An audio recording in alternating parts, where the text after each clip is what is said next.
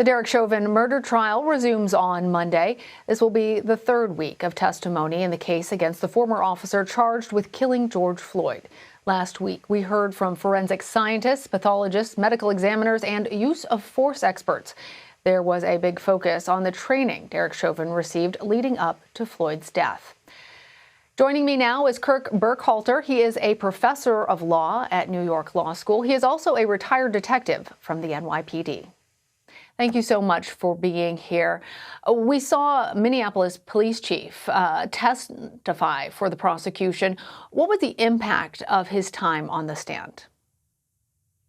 Well, the impact of the chief of the Minneapolis Police Department testifying cannot be understated. So let's think about what we tend to see. We tend to see the chief executive of police departments opine on a matter involving misconduct with police officers after the fact, once that police officer has either been convicted or exonerated.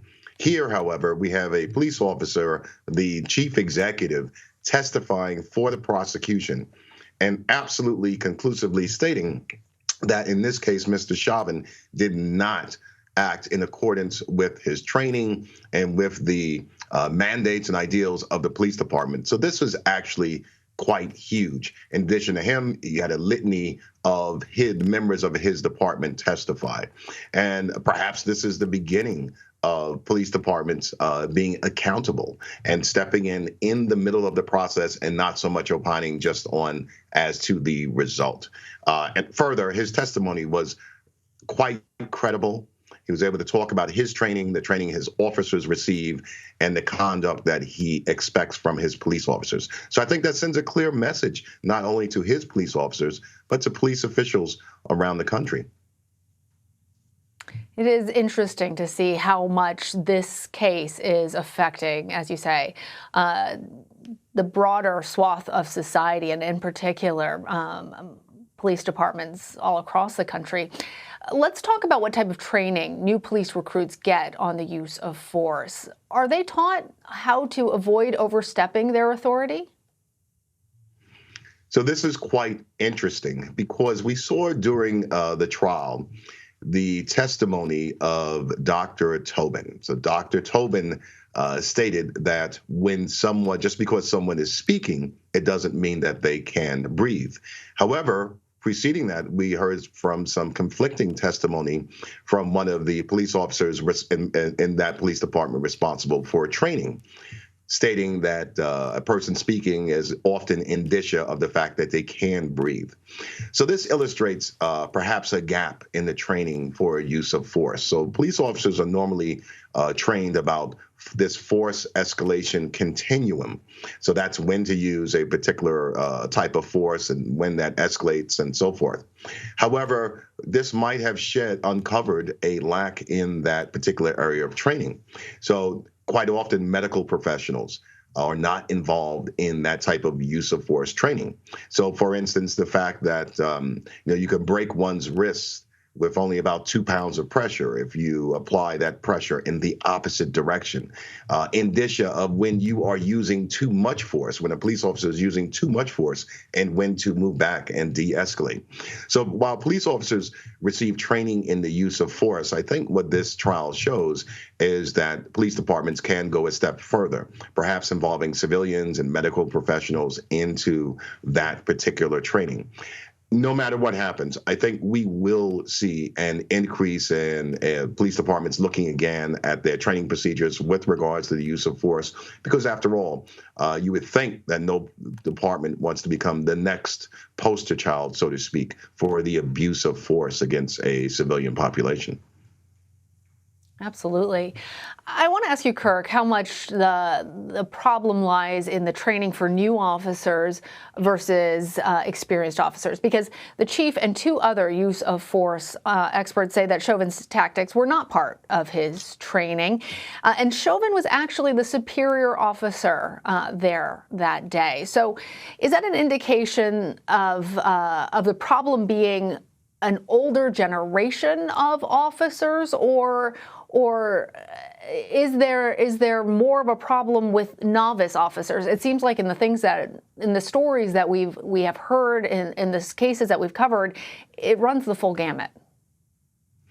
It does run the full gamut. And the issue here with the rookies, the novice police officers, is that they did not feel empowered to intercede.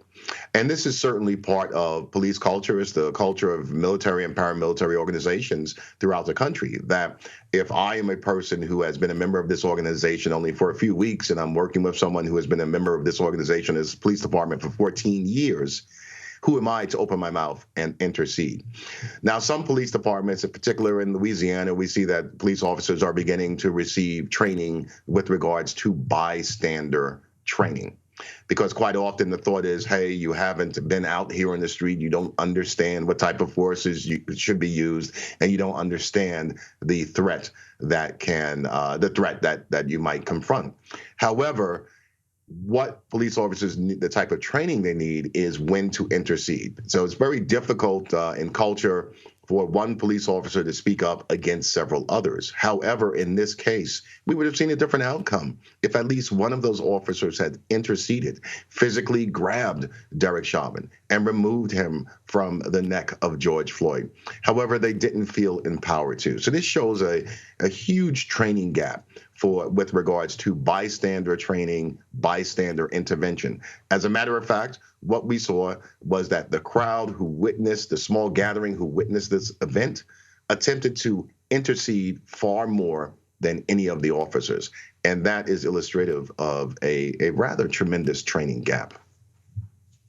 Yeah, Kirk, before I let you go, I want to just say that your op-ed that you wrote about the training that you received, and you come from a family in law enforcement. Your father, as I understand it, was also a police officer, and you wrote about the training that the two of you received decades apart, and how it was still really, and I'm paraphrasing, this isn't the word you used, but inadequate when it came to this issue. Given your experience, both as a law professor and as somebody who went through that training yourself and saw it with your father, saw it yourself as a police officer, what fundamentally needs to change that is lacking in how police officers around the country are trained? Time of training and a broadening of subjects. In New York State, for instance, it takes about twice as long to obtain a barber's license as it does to become a police officer. So when we think about training, that should be expanded to include education. So police officers, I would think of that training and education be expanded where it would be akin to some form of an undergraduate degree in police science. Over and over, what we see here is poor decision making. Whenever we look at these videos and incidents, I think the death of George Floyd is an outlier. With regards to Derek Chauvin, you cannot train or educate that away. That's who he was. But with regards to the other police officers and understanding of who people are and the crowd, that involves an understanding of psychology, sociology, anthropology. If we look at where this country is and who we are, an understanding of constitutional law and immigration law and so forth, because the police department serves the public. And you cannot serve the public unless you are educated as to those folks with whom you are serving. So the police department, and with regards to training, in some respects, is still stuck in the 20th century. And I do think it is time to rethink that and move police training and education and how services are delivered into the 21st century. While society, American society, has moved forward and evolved, in some respects, policing on the whole has not. And it must start with training and education. That is all of it right there. Kirk Burkhalter, thank you so much. My pleasure.